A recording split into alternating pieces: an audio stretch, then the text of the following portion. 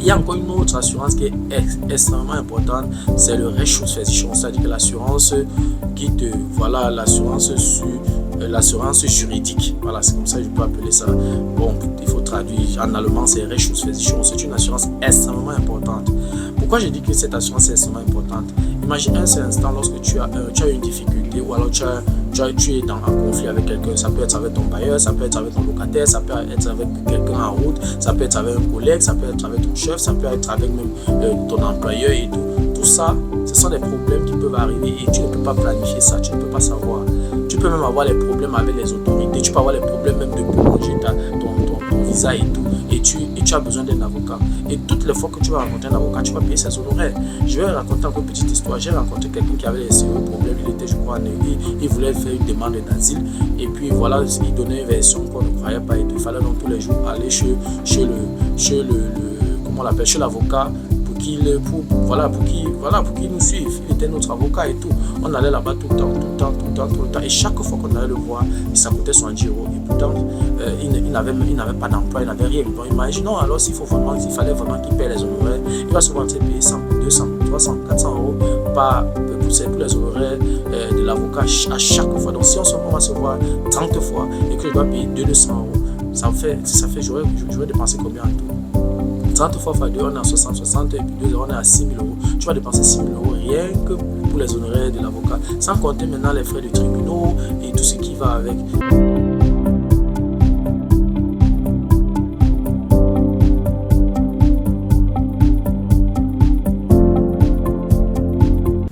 Salut à toi et merci encore une fois de plus avoir cliqué sur ma vidéo. Si c'est ta première fois de passer par ici, je m'appelle Fabrice Sopop. Voilà, dans la vidéo d'aujourd'hui, je t'ai apporté les assurances les plus importantes pour tous ceux qui vivent en Occident. Voilà, si tu vis en Occident, que ce soit en Allemagne, en France, en Belgique ou voilà dans les pays occidentaux. Bon, dans les autres pays, je ne sais pas trop comment ça se passe, ou alors dans d'autres continents, je ne sais pas trop comment ça se passe, mais je parle particulièrement de l'Allemagne. Voilà, si tu vis en Allemagne ou tu vis en Europe, il y a des assurances que tu dois absolument souscrire. Oui, les vendeurs d'assurance vont te faire beaucoup de propositions, vont te vendre beaucoup d'assurances. Il va falloir donc faire très attention, prendre le temps de lire les polices d'assurance avant de te lancer dans la souscription d'une assurance. En tout cas, si tu veux en savoir plus, reste scotché. La suite, juste après le générique.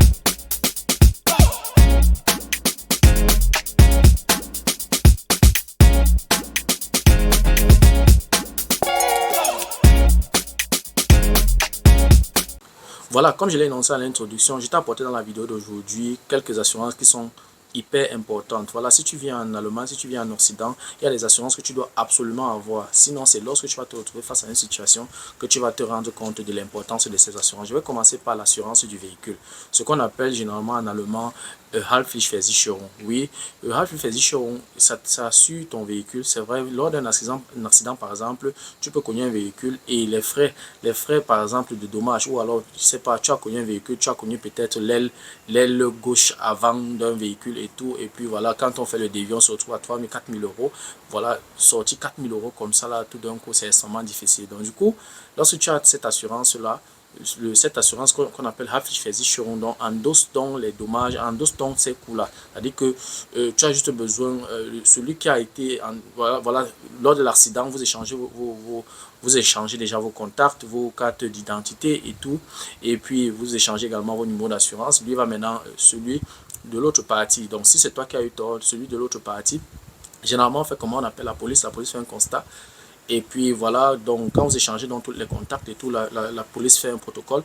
Et avec le protocole, donc là, celui qui a subi, ou alors celui qui n'était pas fautif, n'est-ce pas, de cet accident, voilà, il va prendre le protocole de l'accident, plus ses documents d'assurance et tout, aller contacter ton assurance, et puis ton assurance va endosser tous les coûts, n'est-ce pas, de tous les dommages de ce véhicule-là. Donc ça, c'est une assurance très importante. Je vais profiter pour raconter une histoire. J'ai un véhicule, une Nissan Qashqai. Donc c'est un véhicule qui vraiment, j'ai déjà eu 3 accidents avec ce véhicule-là. Et ce véhicule, en fait, la première fois, c'était garé devant ma maison. Alors, il y a un monsieur qui voulait faire la marche arrière, il a mal manœuvré et puis il a cogné l'aile gauche de mon véhicule. Donc, dès qu'il a cogné directement, il a sonné, puisque la voiture était garée devant la maison, il a sonné chez moi. Et puis, il est venu, donc on s'est entendu, on a changé les numéros, les contacts. J'ai fait faire une photo de sa carte d'identité. Et puis, j'ai contacté directement son assurance. Et son assurance, on a fait le devis, on s'élevait à plus de 1500 euros, un truc de ce genre. Et puisque vraiment je pouvais continuer à rouler avec le véhicule sans problème, l'assurance, j'ai proposé à l'assurance de me verser plutôt cet argent. L'assurance m'a versé cet argent-là. Donc ça fait 1500 euros. Pourtant, bon voilà, ce qui était sur le véhicule n'était pas vraiment, je pouvais continuer à rouler avec. Donc j'ai préféré prendre cet argent-là pour utiliser voilà, pour autre chose. Donc voilà par exemple l'avantage d'être assuré. Donc j'ai eu encore un deuxième accident avec ce véhicule-là. Je n'étais pas fautif. Cette fois-ci c'était le côté droit. Et j'ai eu un truc comme 800 euros où j'ai encore demandé à l'assurance de me verser cet argent-là. Et lorsque voilà, je suis sorti un jour et puis un autre monsieur m'a cogné de derrière, il a vraiment fini ma maman l'arrière, il a vraiment cogné ça. Alors qu'est-ce qui s'est passé? On a donc appelé la police, on a fait tout le constat et tout le reste. Et lorsque on a fini le constat, on a fait le devis et tout, le devis s'élevait à près de 5 000 euros. Et j'ai donc demandé à l'assurance non, de me verser cet argent-là. Donc sur un véhicule que j'ai acheté en deuxième main, je crois que j'ai à cause de ces accidents, à cause de l'assurance que j'avais souscrit, j'ai récupéré presque tout l'argent, tout, tout l'argent de ce véhicule-là. Ça veut dire que même si ce véhicule, je l'égare, je n'ai pas fait de perte puisque j'ai récupéré voilà, l'argent de ce véhicule-là. J'ai déjà eu mon retour sur investissement. Donc voilà un peu les avantages de l'assurance. Ça, c'était l'assurance du véhicule. Deuxième assurance qu'il faut absolument souscrire, c'est l'assurance maladie. Déjà même que pour tous ceux qui sont employés, l'assurance maladie est obligatoire. Il y a même encore des assurances spécialisées encore dans le service qu'on appelle généralement Berufsgenossenschaft, un truc de ce genre. Donc du coup, l'assurance est obligatoire, l'assurance maladie est obligatoire. Donc généralement, on coupe l'assurance maladie sur ton salaire brut. Donc du coup, c'est hyper important. Oui, si tu n'es pas malade, tu n'as pas subi une opération, ou alors ton épouse ou bien ton ami ou bien ta copine n'a pas accouché et tout, tu ne peux pas comprendre l'importance de cette assurance-là. Et généralement, lorsque je suis à l'hôpital, ou alors lorsque j'ai quelqu'un à l'hôpital, je me renseigne toujours sur le montant de la facture, parce que généralement, lorsque tu arrives et tu présentes ta carte d'assurance, on s'occupe de toi, et puis parfois même tu finis, même tu ne sais même pas combien les soins là ont coûté. Mais moi, je m'arrange toujours, par ma curiosité, à toujours me renseigner sur le montant, les coûts de ces soins-là. Pendant un match de football, je me suis cassé la jambe, c'était une fracture, mais qui n'était pas une fracture ouverte, c'était une fracture. Donc j'ai été opéré. Et en tout, lorsque j'ai été interné pour 2 semaines, pendant les 2 semaines après l'opération et tout ce qu'on a eu à dépenser et tout, avec tout ce qui s'est passé encore voilà, pour me remettre à jour et tout, je me suis renseigné donc sur les coûts, on était à près de 6 000 euros. Bon, voilà, 6 000 euros. Je veux dire, si c'est que je n'avais pas souscrit cette assurance-là, comment est-ce que je devais faire pour payer 6 000 euros tout d'un coup pour mon opération? C'est la même chose également pour les accouchements. Si tu fais 1, 2, 3 enfants, chaque fois que madame va à l'hôpital pour accoucher, ça coûte combien? Tu vas pas, si on évalue les coûts, tu ne vas pas sortir de là à moins de 4 000 euros. Donc, si tu n'as pas d'assurance, tu peux imaginer, voilà, la vie est impossible. Et en plus, ça permet au système également de fonctionner. Ça veut dire que le système d'assurance est un peu comme le système qu'on appelle en Afrique le système de Ndjangi, c'est-à-dire que c'est un peu comme la cotisation, c'est un peu comme la tontine, c'est-à-dire qu'on cotise nous tous, et puis quand une personne est malade, on retire l'argent dedans et on soigne la personne, et ainsi de suite. Donc, oui, c'est tellement utile. Ça, c'était la deuxième assurance qu'il faut absolument souscrire. La troisième assurance qu'il faut absolument souscrire, c'est ce qu'on appelle Risikolebenversicherung, c'est-à-dire que l'assurance, je vais appeler ça l'assurance vie ou bien l'assurance rapatriement, surtout pour les étrangers, et les étrangers, particulièrement les étrangers africains. Généralement, on n'enterre pas les Africains ici, là, en Occident. Donc, du coup, lorsqu'il y a décès, le corps doit rentrer. Et là, pour qu'un corps soit rapatrié, on n'est pas à moins de 10 000 euros avec tout ce qui va avec et tout. Il faut les frais à la morgue, il faut payer tout ce qui va avec, il faut payer le transport, ça coûte de l'argent. Donc, tu ne peux pas payer ça de tes propres poches, sauf si tu as déjà beaucoup d'argent ou tu as eu beaucoup d'épargne par rapport à ça. Et généralement, donc, il est préférable d'avoir une assurance, les Risikolebensversicherung, ou bien, il y a même, je crois, en Allemagne, il y a ce que un groupe de personnes a développé, n'est-ce pas, un peu comme une tontine ou bien une cotisation où chacun met un certain montant et tout. Lorsqu'il y a un cas de décès, lorsqu'il y a une personne qu'on veut rapatrier, on veut retirer l'argent de ces caisses, des caisses, n'est-ce pas, pour rapatrier le corps. Donc oui, il faut souscrire cette assurance-là. Parce que lorsque tu as souscrit cette assurance, il y a un cas de décès, je crois qu'il y a un certain montant qu'on met à ta disposition. L'assurance, parfois, tu mets 10 000, 15 000, 20 000 euros. Maintenant, en fonction voilà, de ce que tu as choisi comme option dans cette assurance-là. Donc ça, c'était la troisième assurance qu'il faut absolument souscrire lorsque tu vis en Allemagne. Il y a encore une autre assurance qui est extrêmement importante, c'est le Rechtsschutzversicherung, c'est-à-dire que l'assurance voilà, l'assurance juridique. Voilà, c'est comme ça que je peux appeler ça.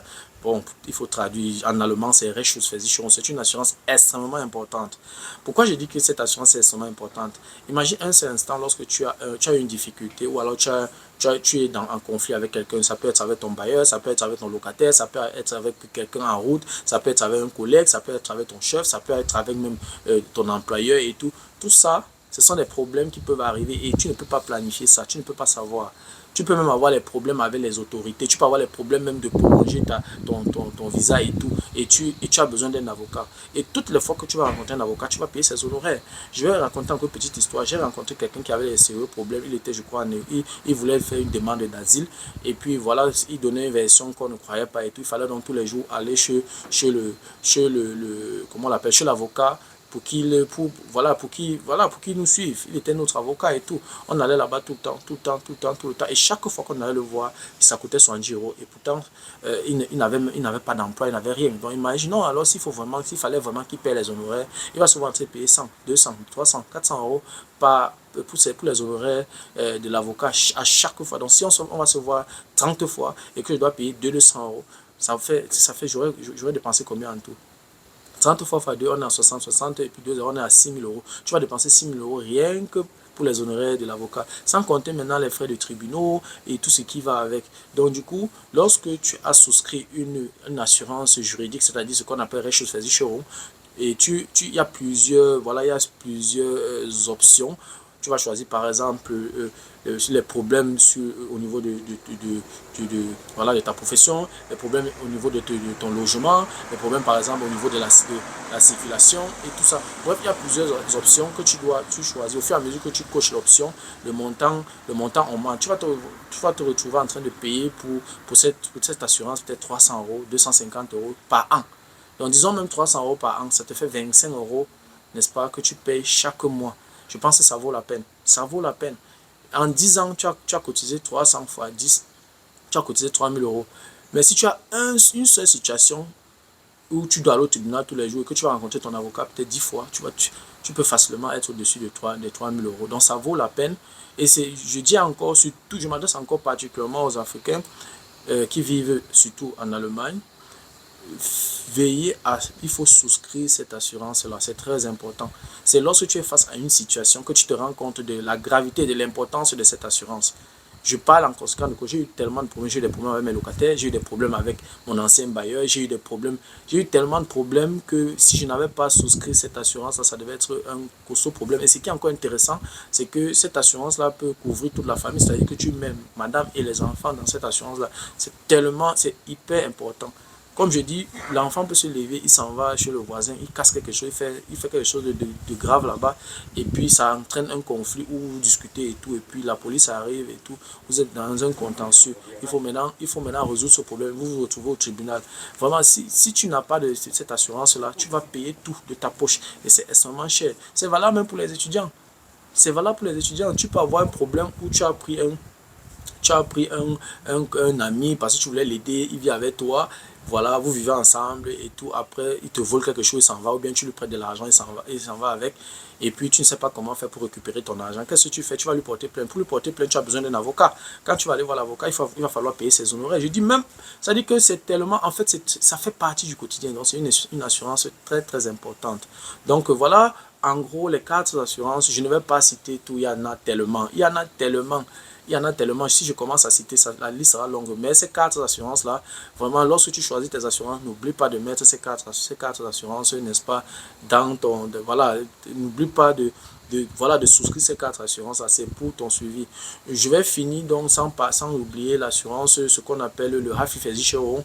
Maintenant, cette fois-ci, ce n'est pas pour les véhicules, mais c'est par exemple, si tu as peut-être les enfants à la maison, ils s'en vont chez le voisin, ils cassent peut-être le téléviseur et tout. Un téléviseur qui a coûté 2000 euros. Le voisin se plaint que tu vas devoir payer le téléviseur à 2000 euros. Pourtant, si tu avais un Haftpflichtversicherung, et si l'enfant fait ça, le Haftpflichtversicherung endosse donc les coûts de ce téléviseur et achète le téléviseur. C'est comme ça. L'enfant peut aller jouer, gâter un appareil chez le voisin. Avec le Haftpflichtversicherung, c'est résolu. Même toi-même, tu peux aller chez le voisin, tu gâtes quelque chose, ou alors tu peux aller chez le voisin, tu prends un appareil, peut-être, je ne sais pas, pour raser le gazon et tout, et puis ça se gâte et tout. Ou alors, je ne sais pas, tu fais quelque chose comme ça, tu détruis le bien d'autrui. Alors, avec le Haftpflichtversicherung, là, tu es sécurisé. Donc, je veux pas. Cette assurance n'est pas totalement obligatoire, oui, parce que je me pose la question, ça arrive combien de fois? Mais les 4 premières assurances que j'ai énumérées dans cette vidéo, il faudrait faire seulement attention. Il faut tout faire, n'est-ce pas, pour souscrire ces assurances-là. Je vais recommencer, je vais citer. J'ai parlé du Haftpflichtversicherung, c'est-à-dire l'assurance du véhicule. J'ai parlé du Risikolebensversicherung, c'est-à-dire que l'assurance vie, l'assurance voilà, des rapatriements. J'ai parlé du Rechtsschutzversicherung, hyper important, le Rechtsschutzversicherung, c'est-à-dire que l'assurance juridique. Et j'ai également parlé de l'assurance maladie. Donc ces 4 assurances sont hyper importantes. Voilà, c'était tout pour la vidéo d'aujourd'hui. J'espère que la vidéo t'a plu, j'espère que la vidéo a été à la hauteur de tes attentes. Voilà, si tu aimerais de temps en temps regarder ce genre de vidéos, ou alors si les contenus de cette chaîne t'intéressent, abonne-toi tout simplement à cette chaîne pour ne manquer aucune vidéo.